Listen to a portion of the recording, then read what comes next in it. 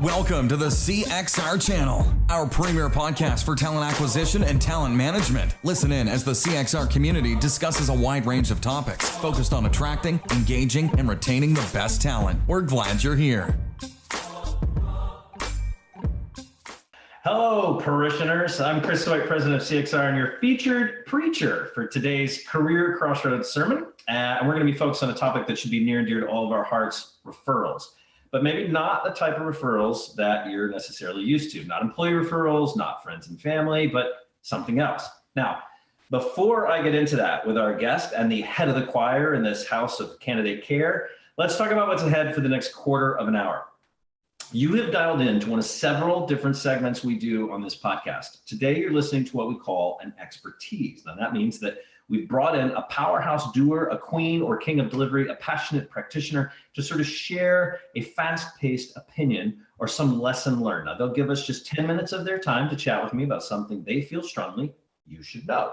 Now, if you are here live and you have any questions for our guests, you can add those to the chat window. We'll do our best to get to them in the conversation. If we do run out of time, however, we'll make sure to drop them over in our open and free Career Crossroads recruiting community forums found at cxr.org/talent talks.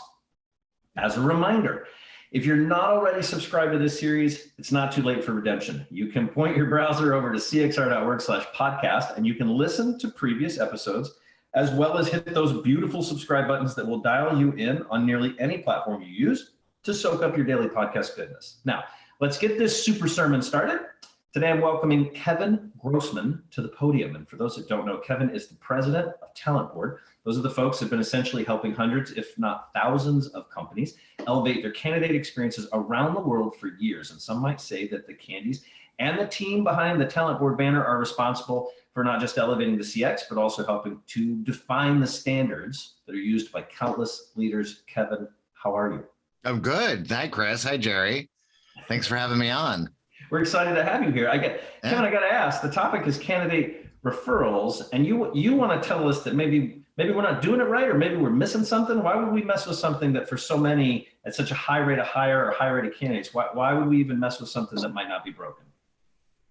So we've been doing this research for over 10 years. And for the past 4 or 5-ish, we've been more focused on the impact of candidate experience on the business and the brand over time. And one of the things that we talked a lot about, and we have talked a lot about and continue to talk a lot about, is if you're a consumer-based business, not only does that maybe prevent candidates from applying again in the future, referrals, which I'll come back to, but also making purchases and just having brand affinity in general. But we talk a lot about that, right? But what about the rest of the world, the B2B companies that, of course, I always like to pick on Lockheed Martin because they've been multi-year winners now, 8 out of the past 10 years of our candies, which again, we give candy awards to the companies that have the highest positive candidate ratings every year in our research.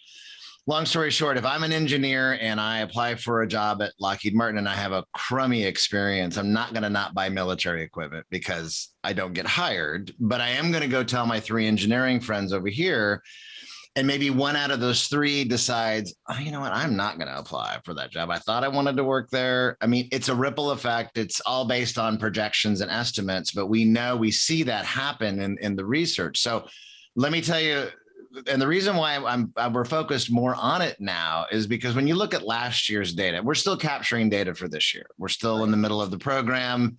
And this fall, we'll be able to talk more about what we saw this year in the 2021. But last year, out of all the candidates globally, for that matter, 60% of the candidates in our research only make it as far as the application process. Now, that's not unusual. That's pretty much the case for, I think, a lot of, if you run the numbers across jobs, and most of those are not qualified, right? And then out of that, still that whole pool of candidates from last year, 200,000 plus in our research, over 90% didn't get hired. So 60% only made it to application, over 90% overall didn't get hired. And yet 1/3 of the candidates still tell us and told us that they were extremely likely to refer others.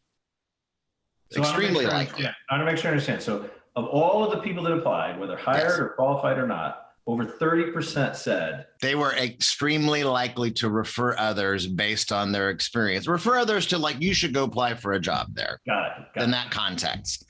So, well, not the same, as an employee who's working at an organization and it's making a referral, or even an alum that you used to work at an organization that's referring. But I think and even with some of the top ranked candy winners, it's not something we hear them talking a lot about. And I'm starting to wonder, that it's a missed opportunity potentially, right? That because that is a whole pool of folks that now you could, if you were to dig deeper, sure, you can make the argument that's going to be the case for individuals who make it farther into the process, right? They're getting some human interaction, they're getting screened, potentially assessed, interviewed. There's more engagement happening. There's more investment into whether or not I'm going to do something again. Sure, but that's a pretty significant pool of individuals who don't get hired that say at least they're willing to make referrals and to have brand affinity, to associate with the brand still going forward, whatever that means to them. I think that's big. Yeah. So Kevin, are you saying that there is a missed opportunity? If they're saying they're willing to refer others to apply, why aren't we taking advantage of getting them to refer others to apply? Yes, and if companies are doing that, we're not hearing that. Even within our own candy community, that's not something that, in fact, there was one company last fall that wasn't even part of the candy process or the candy research, benchmark research. I was on a webinar from maybe even a sponsor webinar, something like that, that was talking about how, there are some of the rejected pool that we leverage in our referral program. And when upwards of 40% of your hires, it varies across companies, right, could be from referrals.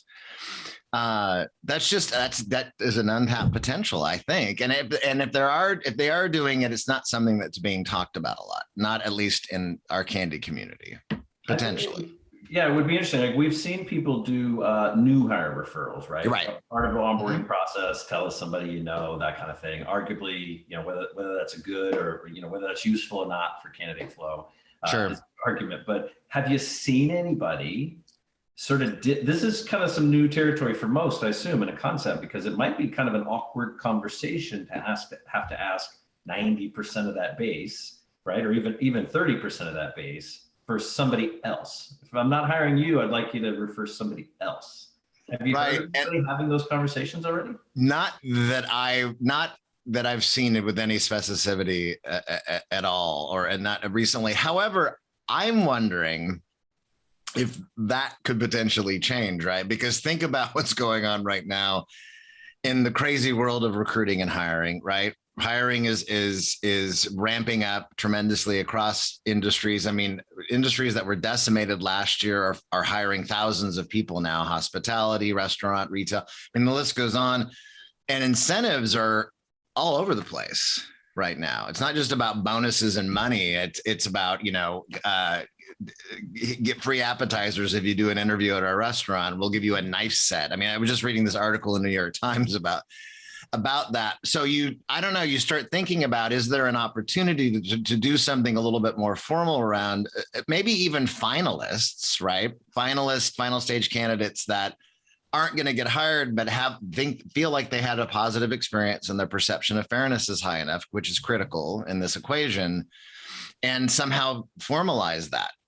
And I wonder if there's an opportunity there. I have not heard that to date. And that's why we've been doing this for a long time, but we've been thinking about this now as we look at those numbers.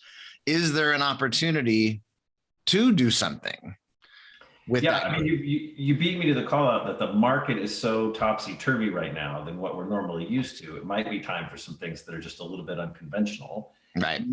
Sure, you probably have to massage the process, but Kevin, you're not wrong. People are doing crazy stuff. We had a call the other day where they're giving $1,000 just to come in and interview to some candidates, or they're tackling retention in a really sort of ingenious way where they're giving cars away as people get points for when they for clocking in or for pulling other shit. How do we get a car, Chris? I want a car.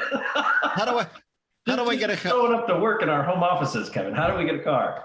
I mean, that is the reality right now of what's happening. We never, I mean, when you, and I know you both have these conversations all the time too. When you talk to TA leaders and people who've been in recruiting for well over a decade and maybe up to 20 years or more, people are telling us that they've never seen this before. Yep. Where we're at today. I mean, and we're in this weird in between place, right? Where it's not pre-COVID, we're not post-COVID. We're kind of in this middle where things are opening up and awakening, and vaccination rates are slowly increasing. That's exciting. But then, you throw in the combination of whether or not I can work remote or not, and if I have that leverage opportunity, or you making me come back on site, and all those things as part of those incentives that are really, it is kind of Wild Westy. Yeah. Yeah. I mean, it's a very interesting scenario in which, organizations that typically get, because of their brand strength and their commercial awareness, right? They typically can get 50,000 applicants. Right. Right. It's just anything else, it's just the norm for them. And now even they are struggling. So they're struggling to get that volume so that they can get in there and pull the talent out as they need it. That the mid-sized organizations that might only maybe get 1,000 a month, if that, or 15,000 a month, they've got to come up with something pretty different. I would tell you that this is a pretty different concept. How gosh, this leads to so many other things, but then how do we, the individuals are there, but and the incentives that are now being leveraged, and how the resources and time and staffing of finding these people. I mean, even in today's world, I don't want to hear anybody saying, and I know this is kind of counterintuitive what we're talking about, but literally saying we can't find the people that we need, because I mean, we gotta, I think they're there, but it's what are we offering to them, and where are we going to them, and how are we doing it regionally and globally? And I don't know. It is going to be fascinating in the next 6 to 12 to 18 months to see where this goes. And by the way, right now it's early returns, but in the Candy data, candidate resentment is growing again. Yeah, well, I tell you, I think you're looking at a couple of different things, right? It may also not just be about how do we get the referrals, but who do we ask for the referrals? So it may right, exactly. Yeah, we get a comment that came in on the sidebar here. It's from Jerry, actually, who says, what about the people that you're bringing back from a furlough standpoint? These are ideal people that are willing to come back, who that might have some friends and family that are going through the same thing. And there is absolutely, So I do think it's also who you ask rather than a blanket. And I would agree with you on massaging that messaging, like, hey, sorry, it's us, not you. We don't want you, but we really want your friend. So can you send them over? Well, and that's the thing, though, right? If somebody feels like everybody's bummed if they don't get, I mean, at the end of the day, it's only about happy if I get hired. There's no happy otherwise in the equation. It's just about, did I have a positive experience and were you fair? Otherwise, I'm going to be bummed. But I think if those individuals who have a high perception of fairness and feel like they had a positive experience, and asking them to, listen, would you be willing to be part of this program? And we could, offer you an incentive to make a referral of somebody who might end up getting hired. I mean, there is a possibility there. And Kevin, I think you nail it. I think if you have been ignoring the candidate experience, if you have that black hole of recruiting that we all talk about, if you're not getting great NPS scores, this might not be the time for you to even consider asking. Right. No. Well, that's true. But if that's true. If you're doing well, you're receiving Candy recognition, right? And you guys are doing that good work. This is some serious food for thought. Kevin, tell us more about the talent board very quickly and the candidate experience awards. How do people find out more information about that? Sure. You just go to thetalentboard.org, thetalentboard.org. Don't forget the. And you go right and learn more about the program, learn how to register. The program's still open right now. You can still benchmark your candidate experience against companies big and small across industries, globally even, not just North America. And that is open for now through the end of August. That's the deadline to complete all the surveys, but there's still plenty of time, and companies just a few hopped on today, and it's a great opportunity to get anonymous and confidential feedback. And if your ratings are high, above our average benchmarks that we see this year, you could be in the running to win a candy award solely based on the ratings and the data and the analysis we do. And then that's where we tout you publicly and shout from the rooftops and help you with those referrals and those kinds of things. So there you go. Thetalentboard.org. Yeah. Thetalentboard.org. And that's where you can find everything that you need. And of course, you can always connect with me too on LinkedIn and ask questions, but plenty of time to participate. Great. Awesome. Kevin, thank you. Now, look, as I said before, on this podcast, we connect with talent leaders and practitioners almost weekly to talk about everything ranging from what's keeping them up at night to their favorite wine or their most embarrassing professional experiences. So you're not going to want to miss any episodes, whether it's a segment like Moments That Matter or Uncorked, Have You Met, our general podcast, or of course, an expertise. So be sure to head over to cxr.org/podcast to subscribe and get caught up. And while you're there, check out the incredible updates and community growth happening at CXR. In just the last month, I can't make this up, we've seen nearly 800 new and verified recruiting professionals actually sign on, register, and begin to benefit from dozens of focus communities that range from invitation only to members only to open to the public, all with one focus in mind, making each of us better at our craft, recruiting more awesome more quickly. Also, if you're interested in connecting with myself or Jerry or any member of our team, check out the new Contact Us page where you can easily book a phone call or a virtual meeting, or believe it or not, if we're local, a cup of coffee or a real live happy hour check-in. You heard me right, so get on our calendars. Until then, we'll see you guys all online at cxr.works. Thanks for listening to the CXR channel. Please subscribe to CXR on your favorite podcast resource and leave us a review while you're at it. Learn more about CXR at our website, cxr.works, facebook.com and twitter.com/careercrossroads, and on Instagram at careerxroads. We'll catch you next time.